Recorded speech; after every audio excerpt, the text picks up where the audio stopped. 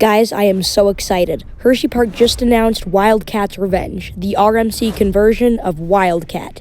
This insane coaster will stand at a height of 140 feet tall, reach speeds of over 60 miles an hour, and feature 4 inversions. Today, we will be analyzing the coaster itself, how it may be received, and if this will be the world's next Iron Gwazi.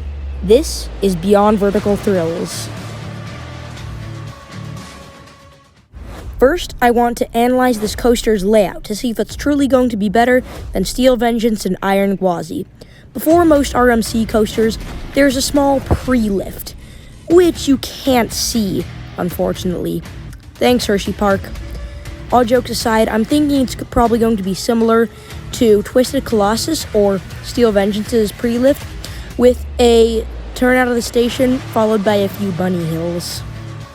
There recently was a rumor that this lift hill for Wildcat's Revenge would be launched, and that is because Premiere made this thing that said something wild is coming, and it just gave extreme Wildcat vibes.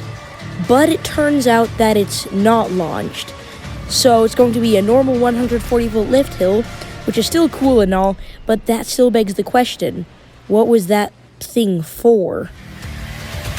So after the lift hill, you plunge into an 82-degree drop and into the world's largest underflip.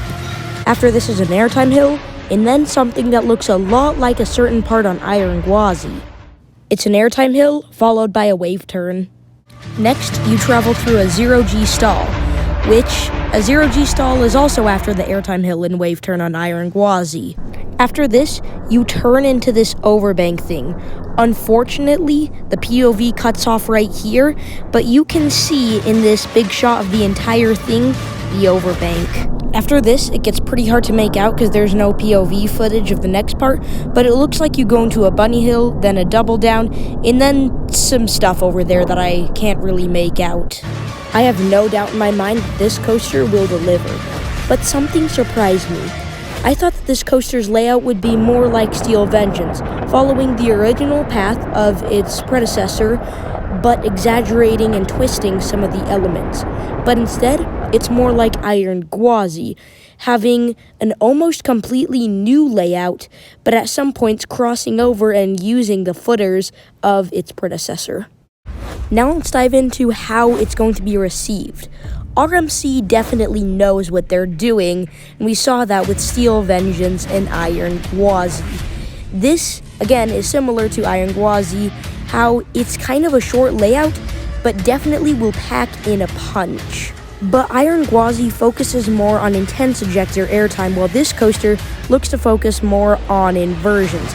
Don't get me wrong, this will still have some great intense ejector airtime filled moments, but there are 4 inversions and Iron Gwazi has 2 or 3 depending on who you ask.